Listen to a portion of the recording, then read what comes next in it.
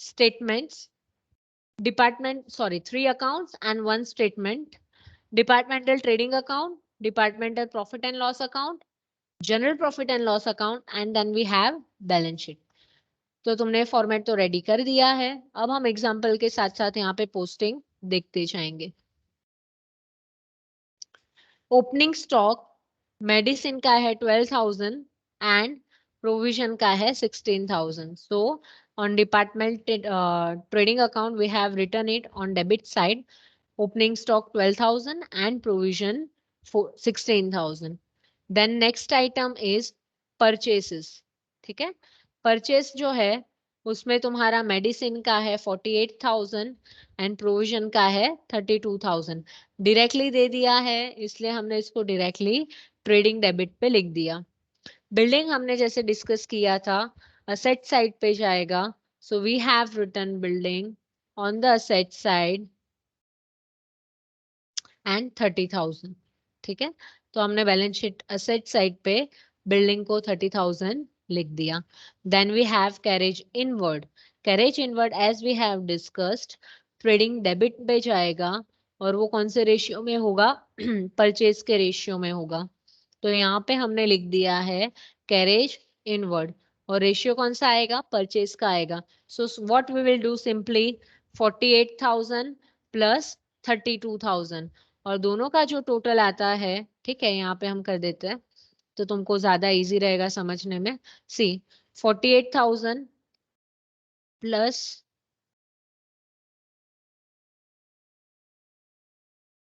32,000 तो टोटल तुम्हारा कितना आया बेटा? 80,000 आया. तो ये तुम्हारा टोटल क्या है? परचेज है. तो अगर परचेज तुम्हारा 80,000 है तो कैरेज इनवर्ड तुम्हारा कितना आ रहा है? 2,400.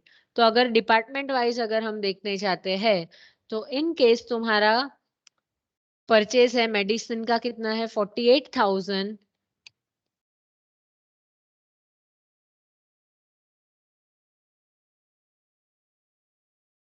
तो फिर तुम्हारा कैरेज इनवर्ड कितना आएगा? ठीक है, ये हमारा क्या होगा? Question mark. तो उसका आंसर तुम्हारा जो भी आता है वो किससे आएगा? क्रॉस मल्टीप्लीकेशन से. 48,000 multiply by 2,400 divide by 80,000.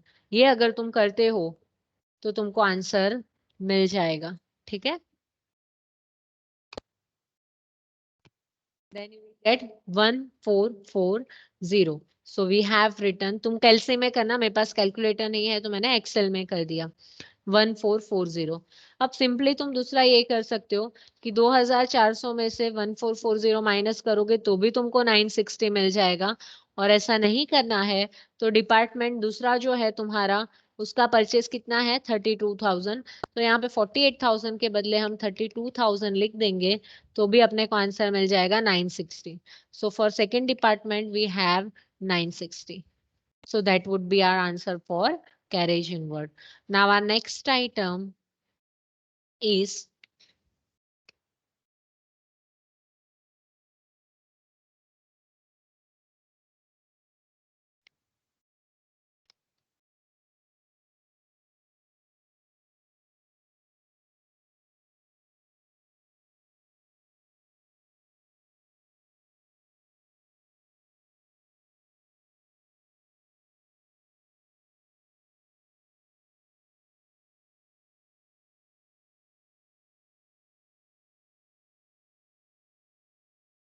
okay.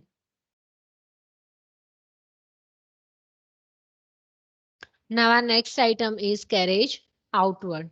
Carriage outward जो है वो पीएनएल डेबिट पे जाएगा और उसका हमने रेशियो नक्की किया था सेल्स के अकॉर्डिंगली होगा. कैरेज आउटवर्ड अपना है बेटा 4,000 रुपीज और सेल्स अपना कितना है? 60,000 एंड 12,000. तो सबसे पहले हम कैरेज आउटवर्ड जो है departmental PNL side debit side पे लिख देंगे. ठीक है, और उसका बाइफर्केशन जो हमें करना है वो किसके अकॉर्डिंगली करना है? सेल्स के अकॉर्डिंगली. तो सेल्स अपना कितना है? 1,60,000, sorry, 1,60,000. So our total sales would be 1,60,000. ठीक है, और हमारा यहाँ पे कैरेज जो है वो कितना दिया हुआ है? कैरेज आउटवर्ड तो 4000 दिया है। तो सिंपली हम ऐसा बोल सकते हैं, अगर 1,60,000 है तो अपना कैरेज आउटवर्ड कितना है? तो भाई कैरेज आउटवर्ड है अपना 4000। तो इन केस अगर हम फिर डिपार्टमेंट वाइज देखने जाए कि अगर डिपार्टमेंट मेडिसिन का कैरेज आउटवर्ड 1,00,000 रुपीज है, तो फिर सेल्स 1,00,000 है तो कैरेज आउटवर्ड कितना आएगा? Then will be having 2,500, so we got 2,500। Simply अब हम 4,000 में से 2,500 माइनस करेंगे तो भी हमें 1,500 मिलेगा, और अगर हम प्रोविजन के हिसाब से 60,000 का ढूंढने जाएंगे तो भी हमें 1,500 मिलेगा। सो ये बाइफर्केशन हमने यहाँ पे लिख दिया। अब नेक्स्ट जो है वो है अपना सैलरी। सैलरी का ऑलरेडी हमें बाइफर्केशन दिया हुआ है 4,800 and 5,600। So we have written 4,800 and 5,600। Then next one we have is salary general. तो ये हमने सीधा का सीधा 8,600 जो है वो कहाँ लिख दिया? General profit and loss account में लिख दिया, क्योंकि ये हमें डायरेक्टली लिखना होता है, डिपार्टमेंट वाइज बाइफर्केट नहीं करना होता। Now next one is insurance premium of building. ठीक है, बिल्डिंग का इंश्योरेंस प्रीमियम है 7,200, that goes to departmental profit and loss account. So we have return it in departmental profit and loss account to insurance premium on building. अब यहाँ पे एक adjustment है जो हमें नीचे दिया हुआ है,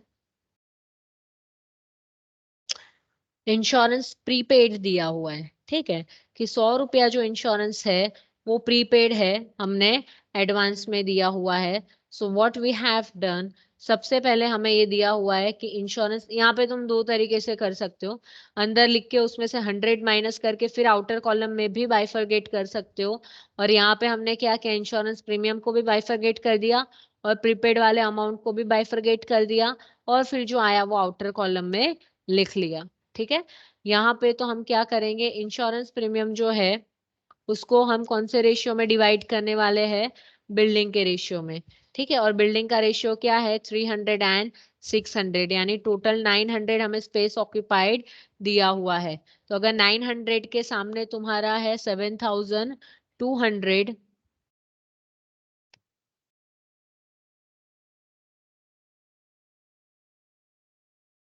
ठीक है, तो यहाँ पे इंडिविजुअल कितना दिया हुआ था हमें? इंडिविजुअल है 300 एंड 600, तो 300 का कितना एंड 600 का कितना? तो सिंपली यहाँ पे हम लिख देंगे 300 का कितना, तो 2,400 अपने को दिखा रहा है। एक मिनट,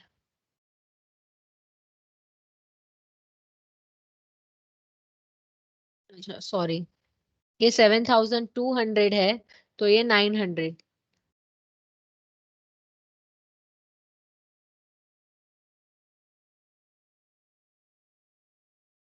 जाओ, यहाँ पे गड़बड़ हो गया है फॉर्मूला रखने में। ओके, हम वापस लिख लेते हैं।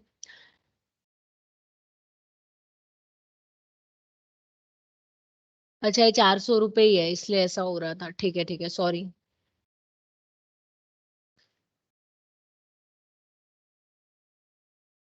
हाँ, 400 रुपीज ही है ये सिर्फ, तो सही था अपना, फॉर्मूला रख देते वापस।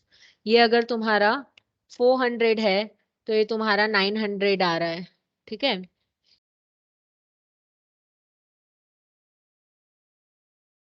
Space occupied 300 and 600। Okay fine, यहाँ पे हम क्या करेंगे, सिंपली 400 है तो 900 तुम्हारा स्पेस ऑक्यूपाइड हो गया। तो अगर तुम्हारा स्पेस ऑक्यूपाइड 300 है तो फिर ये कितना आएगा? तो ये तुम्हारा आंसर आएगा 134। ठीक है, यानी हमने 133.33 है इसलिए हमने यहाँ पे लिया 133। ठीक है, वो अमाउंट हमने गलती से नीचे वाले का ले लिया था इसलिए गलत आ रहा था। अगर तुम्हारा 900 टोटल स्क्वायर फीट है तो 400 रुपये तुम प्रीमियम भर रहे हो, तो अगर 300 तुम्हारा स्क्वायर फीट होता तो तुम कितना प्रीमियम भरते? 133। और अगर तुम्हारा 600 स्क्वायर फीट होता तो हमें प्रोविजन का मिलेगा 267। ठीक है, तो हमने यहाँ पे लिख दिया 133 एंड 267।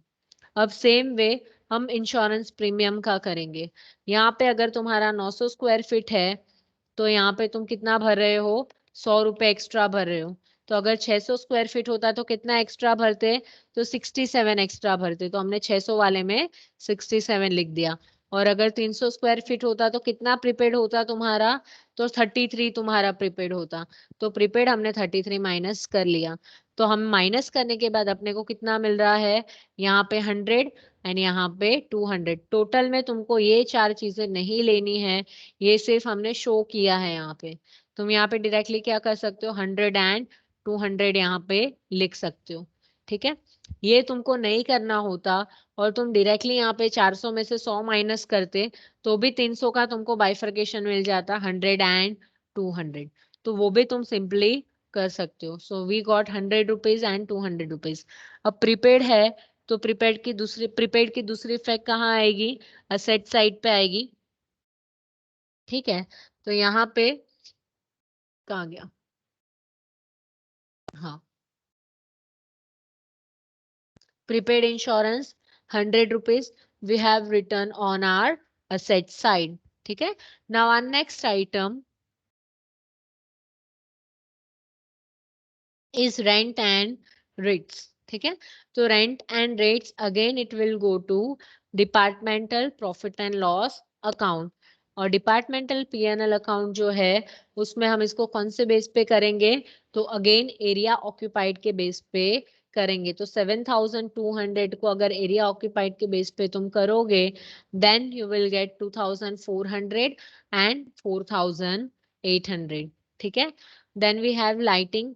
अगेन लाइटिंग को भी हम एरिया ऑक्यूपाइड के बेस पे ही करेंगे क्योंकि अपने पास यहाँ पे क्या नहीं है, लाइटिंग पॉइंट्स नहीं है। तो एरिया ऑक्यूपाइड अपना 300 और 600 ही रहेगा।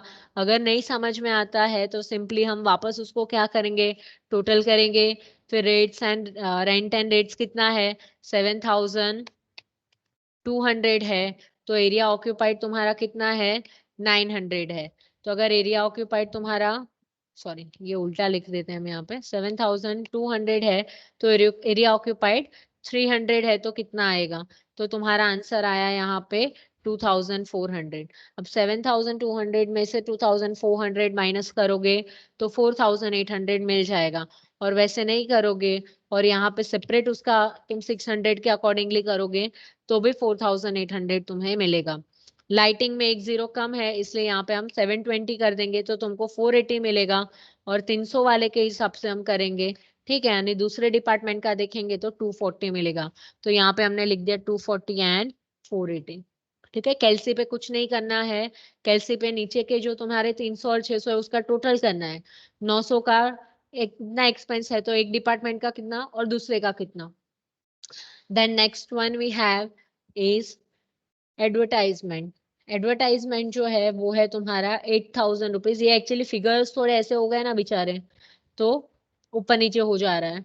Advertisement is your 8000।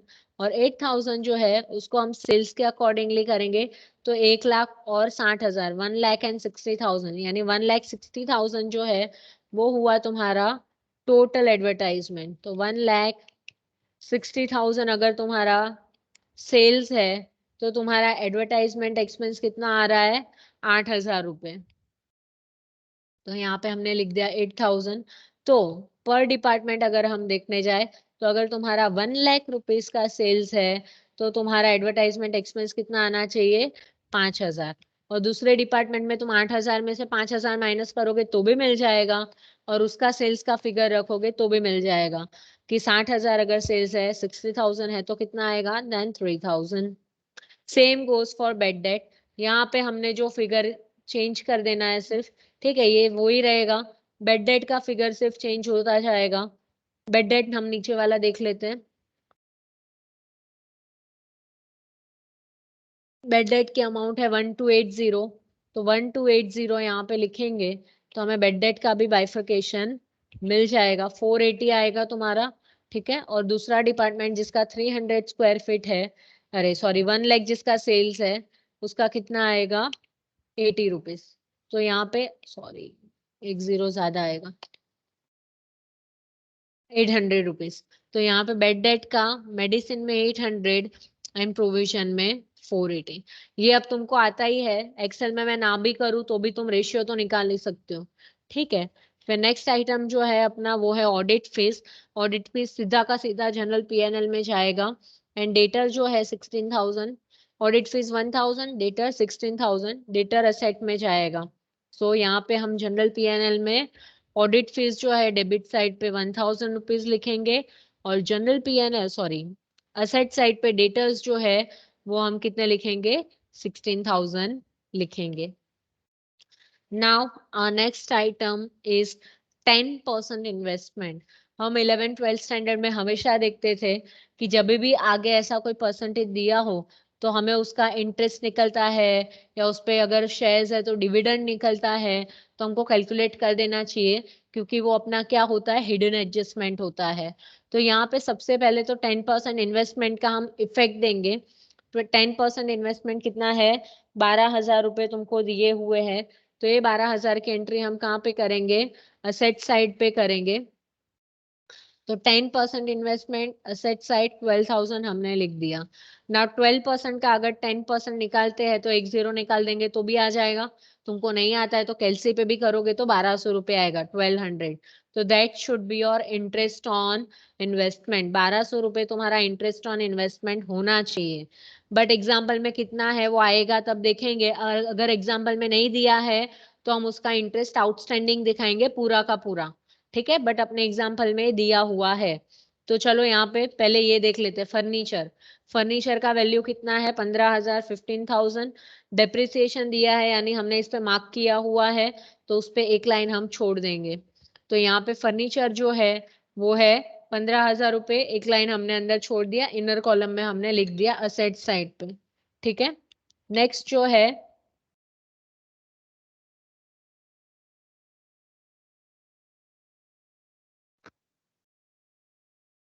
वो है तुम्हारा bank interest.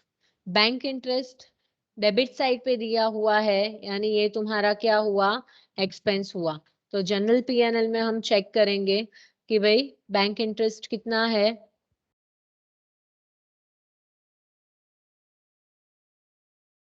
Where is general PNL, okay here it is. तो यहाँ पे बैंक इंटरेस्ट 4,200 हमने पीएनएल डेबिट पे लिख दिया। ठीक है, फिर नेक्स्ट जो है तुम्हारा वो है इंटरेस्ट ऑन इन्वेस्टमेंट। अब इंटरेस्ट ऑन इन्वेस्टमेंट जो है वो यहाँ पे है 1,000 रुपीज। तो ये जो 1,000 रुपीज है होना कितना चाहिए, 1,200, पर है 1,000। हमने अभी गिना कि 1,200 होना चाहिए। तो पहले इसकी इफेक्ट हम दे देंगे जनरल पीएनएल क्रेडिट साइड पे। इंटरेस्ट ऑन इन्वेस्टमेंट 1,000 प्लस हम क्या करेंगे, इंटरेस्ट रिसीवेबल, क्योंकि 200 रुपये कम है, आउटर कॉलम में 1,200 आना चाहिए। तो हम यहाँ पे क्या करेंगे, 200 रुपीज जो है वो प्लस करेंगे क्योंकि ये रिसीवेबल है और आउटर कॉलम में कितना आ जाएगा, 1,200 आ जाएगा। क्योंकि ये रिसीवेबल है, इनकम रिसीवेबल हमेशा असेट होता है, तो दूसरी इफेक्ट उसके कहाँ पे आएगी, इंटरेस्ट रिसीवेबल ऑन इन्वेस्टमेंट, और वहां पे हम असेट साइड पे 200 रुपीज लिख देंगे। ठीक है, नेक्स्ट जो है वो अपना है ड्राइंग्स। ड्राइंग कैपिटल में से माइनस होता है तो एक फॉर्मेट हमने लिखा था वही फॉर्मेट हम फॉलो करेंगे। पहले कैपिटल को लिख लेंगे बैलेंस शीट लायबिलिटी में और उसमें से हम ड्राइंग को माइनस दिखाएंगे करके। तो यहाँ पे हमने क्या कर दिया, विनोद और राजेश दो पार्टनर्स है तो विनोद का अलग पूरा बनाया, राजेश का पूरा अलग बनाया है। तो यहाँ पे हम लिखेंगे विनोद। विनोद का कैपिटल कितना है, तो विनोद का कैपिटल है 39,400, सो वी हैव रिटन 39,400। ये अभी आना बाकी है, एडजस्टमेंट में है। ठीक है, ये हम नीचे भी लिख सकते हैं। माइनस हम क्या करेंगे, ड्राइंग्स। ड्राइंग्स कितना है विनोद का, तो विनोद का ड्राइंग्स है 6,000, so that we have deducted. Same goes for Rajesh. Rajesh का कैपिटल है 30,000 और उस पे जो इंटरेस्ट है वो हम क्या करें, सॉरी उस पे जो ड्राइंग्स है वो हम क्या करेंगे, 4,000 माइनस कर देंगे। ठीक है, फिर नेक्स्ट जो है वो है अपना सेल्स। सेल्स ट्रेडिंग क्रेडिट पे 1,60,000 हम लिख देंगे। So we have return sales. Medicine में 1,00,000 रुपीज एंड प्रोविजन में 60,000 rupees. Then next one is our creditors. Creditors and loan दोनों को हम लायबिलिटी साइड लिखेंगे 12,000। सो क्रेडिटर एंड लोन दोनों को ही हम बैलेंस शीट लायबिलिटी में लिखेंगे 12,000 एंड 12,000। ठीक है, नेक्स्ट जो है अपना वो है एडजस्टमेंट्स। तो एडजस्टमेंट की हमेशा इफेक्ट कितनी आती है, 2। क्लोजिंग स्टॉक जो है उसको हम लिखेंगे मेडिसिन एंड प्रोविजन में 12,000 and 14,000। So we have return 12,000 and 14,000। दोनों का ही असेट साइड पे दूसरा इफेक्ट आएगा, so that we have return on our asset side closing stock medicine का 12,000 एंड प्रोविजन का 14,000। तो total outer column 26,000। Now next one is depreciation जो है, तो डेप्रिसिएशन 10% है फर्नीचर पे, जिसका रेशियो हमें दिया हुआ है 8:7। तो हम यहाँ पे फर्नीचर का 10% डेप्रिसिएशन निकालते हैं। सो वी आर गेटिंग 1500, 10 हमने निकाल दिया, और वो 1500 माइनस करने के बाद आउटर कॉलम में कितना आएगा, 13,500। डेप्रिसिएशन की दूसरी इफेक्ट हमेशा ही कहाँ जाती है, डिपार्टमेंटल पीएनएल अकाउंट में, और डिपार्टमेंटल पीएनएल अकाउंट में हमने लिख दिया टू डेप्रिसिएशन ऑन फर्नीचर। ठीक है, और रेशियो हमें क्या दिया है, 8:7, यानी तुम्हारा जो भी आया डेप्रिसिएशन टोटल कितना आया है अपना, 1,500 रुपए। ठीक है, तो 1500 मल्टीप्लाई बाय 8, और 8 एंड 7 17 होता है, तो डिवाइड बाय 15, तो 800 रुपए, और 7 का करेंगे तो 700। फिर नेक्स्ट है तुम्हारा प्रॉफिट एंड लॉस, वो बाद में देखेंगे। ये हमारा जनरल पीएनएल का डिवीजन दिया हुआ है, तो that is okay, that will see later on. Insurance premium prepaid का एंट्री हमने कर दिया है। अब ये है interest on capital and drawing is to be calculated at 10% per annum, यानी कि interest on capital and interest on drawing ये हमको निकालना है। तो हम आ जाते हैं अपनी बैलेंस शीट पे। इंटरेस्ट ऑन कैपिटल हमेशा ही प्लस होता है, क्योंकि कैपिटल में वो ऐड हो जाता है, और जैसे ड्राइंग माइनस होता है वैसे उसके ऊपर जो इंटरेस्ट है वो भी हम क्या करेंगे, माइनस करेंगे, that we have already discussed. तो यहाँ पे हम क्या करेंगे, कैपिटल का 10%, एक जीरो निकाल दो या कैलसी पे करो तो भी यही आएगा, तो 3940। ड्राइंग का 10%, एक जीरो निकाल दिया, 600। Same goes for Rajesh. Rajesh का कैपिटल इतना है, कितना है, 3 लाख, सॉरी 30,000, तो interest on capital 3,000, and drawing जो है वो है 4,000, तो उसका कैपिटल सॉरी इंटरेस्ट कितना आएगा, 400। तो यहाँ पे सिंपली हम क्या करते हैं, कैपिटल में इंटरेस्ट प्लस कर देते हैं, ड्राइंग और उसका इंटरेस्ट माइनस कर देते हैं, दोनों में ही। तो यही अपना फॉर्मेट रहेगा, जिसको समझ में नहीं आता है वो मार्जिन में लिख सकता है। ये फॉर्मेट मैं अभी ये सम खत्म करने के बाद फॉर्मेट लिखवा देती हूँ, या तो सिर्फ अभी समझ लो। ठीक है, और अगर नेट प्रॉफिट आता है तो उनमें प्लस हो जाएगा, नेट लॉस आता है तो उसमें माइनस हो जाएगा। अब हमेशा एडजस्टमेंट की दो इफेक्ट है, तो इंटरेस्ट ऑन कैपिटल दोनों का ही हम कहाँ ले जाएंगे, जनरल पीएनएल में। इंटरेस्ट ऑन ड्राइंग भी दोनों का ही कहाँ ले जाएंगे, हम जनरल पीएनएल में ले जाएंगे। तो इंटरेस्ट ऑन कैपिटल जो है वो हम डेबिट साइड पे लिखेंगे, विनोद एंड राजेश का। विनोद का हमें कितना मिला, 3940, एंड राजेश का हमें कितना मिला, 3,000। तो 3940 एंड 3,000 दोनों का ही टोटल हमने आउटर कॉलम में लिख लिया। Same goes for credit side. Credit side पे दोनों के ड्राइंग्स ले लेंगे। 600 यहाँ पे हमें किसका मिला था, विनोद का इंटरेस्ट ऑन ड्राइंग मिला था, एंड राजेश जो है उसका कितना है, 400। तो इसलिए वो हम क्या करेंगे, क्रेडिट साइड पे लिखेंगे। अब तुम बोलोगे ऐसा क्यों किया हमने, तो सिंपल सी चीज है, ड्राइंग यानी क्या, पार्टनर ने अपने यहाँ से पैसे, बिजनेस अलग चीज है, पार्टनर अलग चीज है। हम अभी बिजनेस है, अपनी बुक्स ऑफ अकाउंट बना रहे हैं, तो बिजनेस में से मेरे पास से पार्टनर ने पैसा लिया, यानी कि ड्राइंग, तो उस पे जो इंटरेस्ट है वो मुझे मिलेगा, उसने मेरे से पैसे लिए तो मुझे इंटरेस्ट देगा, इसलिए हम उसका इंटरेस्ट क्रेडिट करते हैं पीएनएल में। कैपिटल यानी मैंने उससे पैसे लिए हैं, बिजनेस ने पैसे लिए, तो उसको ब्याज देना पड़ेगा, यानी कि जब तुम इंटरेस्ट देते हो तो वो तुम्हारे लिए क्या हो जाता है, एक्सपेंस हो जाता है। तो ये इंटरेस्ट और कैपिटल दोनों का, यानी ड्राइंग एंड कैपिटल दोनों का इंटरेस्ट आ गया। अब सारे एंट्री अपने आ गए हैं, so what we will do, will total it. ठीक है, यानी कि जब तुम टोटल करोगे, ये सम किया हुआ है, तो ये हमने यहाँ पे देख लिया कि भाई तुम्हारा क्रेडिट साइड ज्यादा आया, तो हमने यहाँ पे क्रेडिट का टोटल लिया, डेबिट आइटम यहाँ तक कि हमने उसको माइनस किया, देन वी गॉट इतना अमाउंट। ठीक है, 5560 एंड 25,040, उसको हमने कहाँ पे कैरी फॉरवर्ड किया, डिपार्टमेंटल पीएनएल में कैरी फॉरवर्ड किया। तो डिपार्टमेंटल पीएनएल में हम दोनों साइड का टोटल देखेंगे, जिस साइड का ज्यादा है उसमें से दूसरी साइड माइनस करेंगे। इट कुड बी पॉसिबल दोनों के ही केस में कि एक का एक साइड आए और दूसरे का दूसरी साइड, तो कोई इश्यू नहीं है, जिसका जो साइड आए उसके अपोजिट में उसको क्या कर देंगे, ट्रांसफर कर देंगे। यहाँ पे भी ऐसा है तो इसी तरीके से होगा, बट यहाँ पे ये सब में ऐसा नहीं है। तो यहाँ पे जो आंसर आता है उसको हम कैरी फॉरवर्ड करेंगे जनरल पीएनएल में, और जनरल पीएनएल में हम जब उसे कैरी फॉरवर्ड कर रहे हैं, तो यहाँ पे अपना डिपार्टमेंट का प्रॉफिट हम इस तरीके से लिखेंगे, क्योंकि यहाँ पे तो अब कोई डिपार्टमेंट नहीं है कि हम अलग अलग लिखे। तो डिपार्टमेंटल प्रॉफिट जो आया है, मेडिसिन का आया वो यहाँ पे लिख दिया, प्रोविजन का यहाँ लिख दिया, दोनों का टोटल हम आउटर कॉलम में लिखेंगे। फिर यहाँ पे हम सिंपल ये आउटर कॉलम में जितनी चीजें इनर कॉलम में उसको आउटर ले जाएंगे, इसका डबल डबल टोटल नहीं करना है। आउटर में ले गए, जिस साइड का ज्यादा है वो साइड हम क्या करेंगे, टोटल में लिखेंगे। ऑब्वियसली चीज है, यहाँ पे हमें दिख रहा है कि इस साइड का टोटल ज्यादा है, तो हमने लिख दिया 44,400। 44,400 में से हमने क्या किया, यहाँ तक की सारी आइटम माइनस कर दी, क्योंकि हमने यहाँ तक का चीज लिखा हुआ है। Then we got 23,660।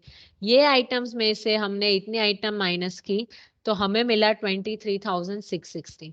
अब एक एडजस्टमेंट है जो रह जाती है देखने की, थर्ड एडजस्टमेंट, प्रॉफिट और loss is to be divided between Vinod and Rajesh. क्योंकि विनोद एंड राजेश पार्टनर है, तो जो प्रॉफिट आया अपना 23,660, ये तो कॉमन है, ये पूरे डिपार्टमेंट का है। ठीक है, सॉरी पूरे कंपनी का है, पूरे पार्टनरशिप फर्म का है, बट इसमें से कितना विनोद का, कितना राजेश का, तो यहाँ पे ये चीज आएगा कि भाई 23,660 के 5 पार्ट होंगे, 5 में से 3 हिस्से जो है वो विनोद के, और 2 हिस्से जो है वो राजेश के। यानी सिंपली हम ऐसा बोल सकते हैं कि अगर 23,660 तुम्हारा ये प्रॉफिट आता है, तो उसके 5 हिस्से होंगे। ठीक है, यहाँ पे लिख देते 5 हिस्से होंगे, और तुम्हारा प्रॉफिट कितना होगा, 23,660। तो अगर तुम्हारा 3 हिस्सा होता है, तो ये 3 हिस्से वाले को मिलेगा 14,196, यानी विनोद को मिलेगा 14,196। सिंपल, 23,660 में अगर तुम्हारा 5 हिस्सा बनता है, तो 3 हिस्से वाले को कितना, और 2 हिस्से वाले को कितना, ये तुमने कैलसी पे क्रॉस मल्टीप्लाई किया, तो हमें ये दोनों अमाउंट मिल गए। अब ये दोनों अलग अलग है, विनोद का इतना है और राजेश का इतना है, तो विनोद का जो अमाउंट है वो हम विनोद में प्लस करेंगे, यहाँ पे नेट प्रॉफिट प्लस कर दिया, और राजेश का जो अमाउंट आया वो राजेश के नेट प्रॉफिट में प्लस कर दिया। अब विनोद का पूरा जो था, कैपिटल में इंटरेस्ट प्लस किया, ड्राइंग माइनस किया, उसका इंटरेस्ट माइनस किया, और प्रॉफिट प्लस किया, तो अपना ये अमाउंट आया। Same goes for Rajesh, capital में इंटरेस्ट प्लस किया, ड्राइंग माइनस किया, इंटरेस्ट ऑन ड्राइंग माइनस किया, ये प्लस किया, तो अपना आंसर आया ये। फिर दोनों का टोटल कर दोगे तो तुम्हारा आंसर टैली होना चाहिए। असेट का तो वैसे ही किससे कोई लेना देना नहीं है, जैसे ही अकाउंट खत्म होता है, ट्रेडिंग का टोटल करो नहीं करो, असेट का तो हम कर ही सकते हैं। तो ये दोनों का टोटल करोगे, then you will get 1,13,000 your answer.